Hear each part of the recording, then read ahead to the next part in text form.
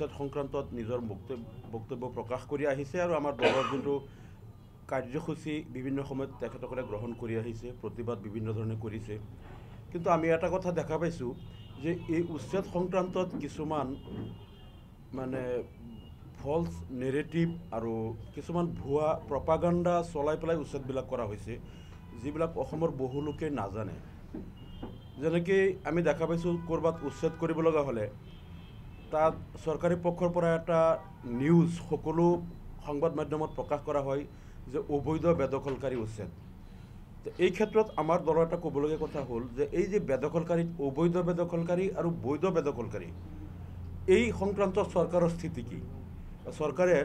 যে অবৈধ বেদখলকাৰী বুলি কৈ এই লোকসকলক উচ্ছেদ কৰিলে, তেনেহ'লে বৈধ বেদখলকাৰী কোন? আমি এটা কথা দেখা পাইছোঁ যে বিগত দিনত অসমত যিমান চৰকাৰী ভূমিত যিমান লোকে বসতি কৰিছিল, বিগত দিনত বসুন্ধৰা 1, 2, 3ৰ জৰিয়তে বিভিন্ন জনগোষ্ঠীৰ কেইবা লাখ লোকক কিন্তু মাটিৰ পট্টা দি দিয়া হ'ল, তেওঁলোকক ভূমিৰ অধিকাৰ দিয়া হ'ল। আৰু তাত চৰকাৰে যিটো ক্ৰাইটেৰিয়া দিছিল যে 3টা প্ৰজন্ম থাকিব লাগিব, অৰ্থাৎ 75 বছৰ এটা দিছিল যে 25+25+25 75 ইয়াৰ্ছ, 75 বছৰ থাকিলে 3টা জেনেৰেশ্যন বুলি তেওঁলোকে ধৰিব। সেই অনুযায়ী বিভিন্ন জনগোষ্ঠীৰ কেইবা লাখ লোকক মাটিৰ পট্টা দিয়া হ'ল, আমি চৰকাৰক ধন্যবাদ জনাইছোঁ। কিন্তু এজনো মুছলমান লোকক বা যিসকলক আমাৰ ধৰ্মীয় সংখ্যালঘু লোকক কিন্তু মাটিৰ পট্টা নিদিলে। 3টা প্ৰজন্মৰ তেওঁলোকে নথি দিয়াৰ পিছতো মাটি নিদিলে, এওঁলোকক কোৱা হ'ল অবৈধ বেদখলকাৰী। আৰু যিসকলক পট্টা দিয়া হ'ল তেওঁলোক কিন্তু মানে বেদখলকাৰী বুলি কোৱা নহ'ল, তেওঁলোকক ভূমিৰ অধিকাৰী দি দিয়া হ'ল আৰু এই লোকসকলক অবৈধ বুলি কোৱা হ'ল। এইটো এটা চৰকাৰৰ আমি ভাবোঁ যে এই দৃষ্টিভংগীটো এটা পক্ষপাতিত্বমূলক দৃষ্টিভংগী আৰু এই বিষয়টোত আমাৰ আপত্তি আছে। অসমবাসী ৰাইজে এই বিষয়টোত সজাগ হোৱা দৰকাৰ যে একেই কেটেগৰীৰ একেই ভূমিত থকা তেওঁলোকক বসুন্ধৰাত মাটি দি দিয়া হ'ল, এইবিলাকক কিয় দিয়া নহ'ল আৰু নিদি পেলাই তেওঁলোকক তাৰ পৰা উচ্ছেদ কৰি হৈছে। আৰু দ্বিতীয় আৰু এটা কথা প্ৰপাগাণ্ডা তেওঁলোকে কৰে, সন্দেহযুক্ত নাগৰিকক বেদখলমুক্ত কৰা হ'ল বা সন্দেহযুক্ত নাগৰিকক উচ্ছেদ কৰা হ'ল। কোনোবা চৰকাৰে যদি সন্দেহযুক্ত বুলি কোনো নাগৰিকৰ ওপৰত একশ্যন লয়, আমি ভাবোঁ এই চৰকাৰ চলোৱাৰ যোগ্যই নহয় আৰু এই চৰকাৰ তেওঁলোকে ক্ষমতাৰ পৰা আঁতৰি যোৱা উচিত। কাৰণ সন্দেহ যদি হয় কাৰোবাৰ ওপৰত কিবা এটা কথাত, এই সন্দেহ নিৰসন কৰাৰ কাৰণে, সন্দেহ দূৰ কৰাৰ কাৰণে চৰকাৰৰ হাতত মেচিনাৰী আছে। তেওঁলোকৰ মানে এক্সিকিউটিভ আৰু গোটেই অফিচাৰবিলাক সকলোবিলাক তেওঁলোকৰ হাতত আছে। চৰকাৰে ইচ্ছা কৰিলে 2 দিনৰ ভিতৰত তেওঁলোকৰ সন্দেহ আঁতৰি কৰিব পাৰে যে মানুহখিনিৰ ওপৰত আমাৰ সন্দেহ আছে যে তেওঁলোক ভাৰতীয় নাগৰিক হয় নে নহয়। তাৰপিছতো এটা চৰকাৰে কোনো এক জনবসতিৰ লোকক বা কোনো এটা ফৰেষ্ট এৰিয়া হওক বা বাহিৰৰ হওক চৰকাৰী ভূমিত বসবাস কৰা লোকক যদি কেইবা মাহ ধৰি যে সন্দেহযুক্ত নাগৰিক বুলি উচ্ছেদ কৰি দিলে আৰু এই চৰকাৰে তেওঁলোকৰ সন্দেহ দূৰ কৰিব নোৱাৰিলে, তেওঁলোক চৰকাৰৰ উপযুক্ত নহয়। আৰু এই চৰকাৰ এটা অকৰ্মণ্য চৰকাৰ যে তেওঁলোকে মানুহখিনিৰ সন্দেহ কৰিলে কিন্তু সন্দেহটো তেওঁলোকে আঁতৰ কৰিব নোৱাৰিলে, মেচিনাৰী ইউজ কৰিব নোৱাৰিলে। চৰকাৰে যদি সন্দেহযুক্তি বুলি কয়, ইয়াতকৈ দুৰ্ভাগ্যজনক কথা আৰু নাই। অন্য লোকে সন্দেহ কৰিব পাৰে কিন্তু চৰকাৰটো সন্দেহ দূৰ কৰিলে 3 দিনত তেওঁলোকে কৰিব পাৰে, এসপ্তাহত কৰিব পাৰে। গতিকে এই সন্দেহজনক শব্দটো, সন্দেহযুক্ত নাগৰিক, এই শব্দটো অসমত পৰিকল্পিতভাৱে এটা জনগোষ্ঠীক টাৰ্গেট কৰাৰ কাৰণে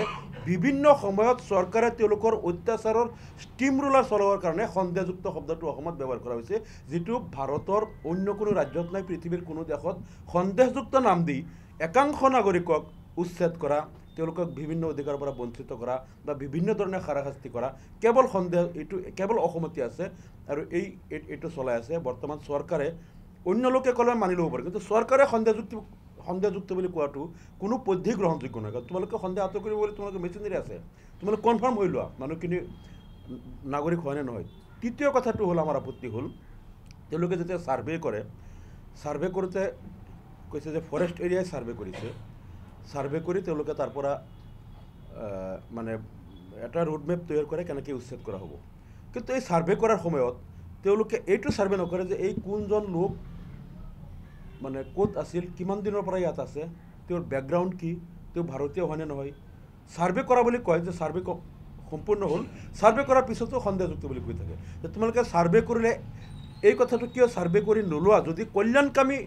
এটা চৰকাৰ হ'লে হয় জনমুখী কল্যাণকামী তেনেহ'লে নিশ্চয় তেওঁলোকে ছাৰ্ভে কৰোঁতে এই গোটেই নাগৰিকৰ ষ্টেটাছটো তেওঁলোকে ছাৰ্ভে কৰি ল'লে হয় যে ইয়াত সঁচাকৈ ভূমিহীন কোনোবা আছে নেকি বা ভূমি থকা বাহিৰত মাটি থকা কোনোবা মানুহ ইয়াত আছে নেকি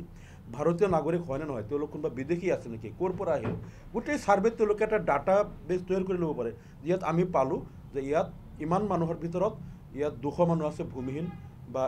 10 ঘৰ আছে বিদেশী বা ভাৰতীয় নাগৰিক নহয় গোটেই ডাটাটো তেওঁলোকে বনাই পেলাই সেইমতে একশ্যন প্লেন ল'ব পাৰে কিন্তু চৰকাৰে এই কামটো নকৰে ছাৰ্ভে কৰা বুলি কয় আৰু ছাৰ্ভে কৰোঁতে 4 নম্বৰ আমাৰ আপত্তিটো হ'ল যে বনাঞ্চলৰ যে ইয়াত 1620 হেক্টৰ ভূমি বেদখলমুক্ত কৰা হ'ব কিন্তু বেদখলমুক্ত দেখা যায় 2500 হেক্টৰ 3000 হেক্টৰ হৈ গ'ল মানে ইয়াত মাপজোখটো কেনেকৈ কৰে কোনখিনি কৰে কৰোঁতে বহুত ঠাইত দেখি গ'লোঁ আমি ম্যাদী পট্টাৰ ঘৰ আমাৰ ঢিং সমষ্টিৰে পূব কলাডোবা আৰু কি চেনিমাৰী বিল এন চি ৰূপহী সমষ্টিৰ চেনিমাৰী বিল এন চি এল তাতে দেখিছোঁ যে মানে উচ্ছেদ কৰি আহি পেলাই ম্যাদী পট্টাৰ কিছুমান লোকৰ ঘৰো ভাঙি দিলে আৰু এই ছাৰ্ভেটো কৰোঁতে ওচৰৰ জনসাধাৰণে হিচাপটো বুজি নাপায় তেওঁলোকক হিচাপটো কোৱা নহয় যে ফৰেষ্টৰ মাটি এইখিনিৰ পৰা এইখিনি আমি এইখিনি মাপজোখ কৰোঁতে আৰু এটা কি কাম কৰে যেতিয়া মাপজোখ কৰে তেওঁলোকে সীমাত তেওঁলোকে কিছুমান পতাকা বা তেওঁলোকৰ যিটো ৰঙা হালধীয়া গ্ৰীণ 3 ধৰণৰ পতাকা ইউজ কৰে তাত পুতি থয় যে এইখিনি মানে এৰিয়া ফৰেষ্ট এইখিনিত হেৰি কৰিব এই পতাকা যেতিয়া তেওঁলোকে তাত পুতে তাৰ ওচৰৰ মানুহ ঘৰক কয় যে আপোনালোকৰ টকা 50,000 দিলে এনেকুৱা বহুত কমপ্লেইন আমি পাইছোঁ তেনেহ'লে আমি এই পতাকাটো অলপ মানে 100 মিটাৰমান পিছফালে দিব সিফালে দিব আৰু যদি আপোনালোকে টকা নিদিয়ে তেনেহ'লে তেওঁৰ ঘৰটো সোমাই দিব মানে ইয়াত কোনো ধৰণৰ ৰেগুলেশ্যন নাই মাপজোখৰ কোনো মানে নিৰ্দিষ্ট কোনো তথ্য বা পৰিসীমা নাই সেই মানুহৰ যোনে যোনে টকা দিয়ে তেওঁৰ ঘৰ মাটিটো বাহিৰত পেলাই দিয়ে মানে ফৰেষ্টৰ এৰিয়াৰ বাহিৰত যোনে টকা নিদিয়ে তেওঁলোকৰ এৰিয়াটো ইচ্ছা কৰিয়েই মানে সীমাটো সিফালে নিৰ্ধাৰণ কৰে তেওঁলোকক যাতে ঘৰ ভাঙিব পাৰি ইয়াত এটা কাৰবাৰ চলে এই কথাবিলাকো আমি DFOক কৈছোঁ এইটো মোৰ 5 নম্বৰ অভিযোগ আৰু 6 নম্বৰ কথাটো হ'ল যে এই ফৰেষ্ট যে কৰা হ'ল আজি বুঢ়া চাপৰি অভয়াৰণ্যৰ উদাহৰণ দি মই ক'ব খুজিছোঁ যে বুঢ়া চাপৰি অভয়াৰণ্য 1991 চনত বুঢ়া চাপৰিত ফৰেষ্ট বুলি চৰকাৰে এটা অৰ্ডাৰ দিছিলে 8 বৰ্গ কিলোমিটাৰ বুঢ়া চাপৰিত এটা সৰু ফৰেষ্ট এৰিয়া আছিলে 8 বৰ্গ কিলোমিটাৰ এইটো অভয়াৰণ্য নহয় ফৰেষ্ট বুলি কৈছিল বুঢ়া চাপৰি তাৰপিছত যেতিয়া 2013-14 ৰকিবুল হুছেইন চাহাব যেতিয়া ফৰেষ্ট মিনিষ্টাৰ হ'ল তেতিয়া তেখেতে আকৌ কিবা ডিপাৰ্টমেণ্টে এটা অৰ্ডাৰ ল'লে 195 বৰ্গ কিলোমিটাৰ গোটেই চৰবিলাক শোণিতপুৰ আৰু নগাঁও দৰং আৰু মৰিগাঁৱৰ মাজৰ এই চৰবিলাক সামৰি 195 বৰ্গ কিলোমিটাৰ মানে এক্সটেণ্ড কৰি বুঢ়া চাপৰি অভয়াৰণ্যত সোমাব লাগে বুলি কিবা এটা প্ৰপ'জেল ল'লে কিন্তু এই প্ৰপ'জেলটো গৈ এই অৰ্ডাৰটো হওঁতে কেতিয়া হৈছে 2022 চনত আৰু সেইটো মই কেনেকৈ গম পালোঁ মই অসম বিধানসভাত প্ৰশ্ন উত্থাপন কৰিছিলোঁ যে বুঢ়া চাপৰি অভয়াৰণ্য কেতিয়া ডিক্লেয়াৰ কৰা হ'ল তাত কিমান ভূমি কোনখিনিৰ পৰা কোনখিনিলৈকে কোন অধিসূচনা যোগে কৰা হ'ল আৰু এই ভূমিখিনি সংযোজন কেতিয়া কৰা হ'ল তেতিয়া চৰকাৰে তথ্য দিলে যে 2013-14 চনত প্ৰপ'জেল গ'ল আহি পেলাই 2022 চনত তেওঁলোকে অৰ্ডাৰ কৰিলে যে এই 195 বৰ্গ কিলোমিটাৰ বুঢ়া চাপৰি অভয়াৰণ্যত সোমাল এতিয়া মোৰ প্ৰশ্নটো হ'ল এইটো মোৰ 8 নম্বৰ প্ৰশ্ন যে এই বুঢ়া চাপৰি অভয়াৰণ্যত কিন্তু 2003 চনৰ পৰা 2016ৰ ভিতৰত তাত 19খন LP স্কুল ME স্কুল আৰু আমাৰ পৰখালি যিটো EGS চেণ্টাৰ আছিল প্ৰথম সৰ্বশিক্ষা অভিযান মিছনৰ সেই EGS চেণ্টাৰবিলাক আপগ্ৰেড কৰি তাত MB স্কুল কিছুমান কৰা হ'ল আপাৰ প্ৰাইমেৰী কৰা হ'ল আৰু তাত স্কুল বিল্ডিং কৰা হ'ল গোটেই স্কুলবিলাকৰ বিল্ডিঙো কৰা হ'ল আৰু তাত আইৰমাৰীত একটা PHC কৰা হ'ল বহুত অংগনবাদী কেন্দ্ৰ কৰা হ'ল যেহেতু 2013-14 আগৰ পৰাই তাত স্কুল প্ৰভিন্সিয়েলাইজ হ'ল স্কুলবিলাক কৰা হ'ল হস্পিটেল কৰা হ'ল তাৰ পিছত প্ৰপ'জেলটো কেনেকৈ দিলে যে এই এলেকাটো ফৰেষ্টত সোমাব লাগে এইটো তদন্ত কংগ্ৰেছ চৰকাৰে এই কামটো কৰিছিল প্ৰপ'জেল দিয়া আৰু 2022 চনত বিজেপি চৰকাৰে এইটো ডিক্লেয়াৰ কৰিলে যে এই 195 বৰ্গ কিলোমিটাৰ ফৰেষ্ট তেনেহ'লে তাৰ যে 70-80 বছৰ আগৰ পৰা মানুহ তাত আছে এই মানুহক বিগত দিনত যেতিয়া হিমন্ত বিশ্ব শৰ্মা ৰকিবুল হুছেইন চাহাব কংগ্ৰেছত আছিল তেওঁলোকে চৰ উন্নয়ন বিভাগৰ জৰিয়তে এই চৰৰ মানুহখিনিক বহুত পাৱাৰ টিলাৰ ট্ৰেক্টৰ টিউবৱেল তাৰপিছত ছাতি কিবা বহুত কিবা সামগ্ৰী দিলে বহুত বছৰ যদি মানুহখিনি অবৈধ আছিল তেওঁলোকক কিয় চৰকাৰী অনুদান চৰ উন্নয়ন বিভাগৰ জৰিয়তে দিয়া হ'ল যদি মানুহ হ'ব দিয়া আছিল তাত স্কুলবিলাক কিয় কৰা হ'ল, হস্পিটেল কিয় কৰা হ'ল? আৰু যদিহে ফৰেষ্ট এৰিয়া আছিল, ফৰেষ্ট এৰিয়াত থকা মানুহকতো চৰ উন্নয়নৰ বস্তু দিব নোৱাৰে, গতিকে সেই সকলো মানুহক কিয় দিয়া হৈছিল?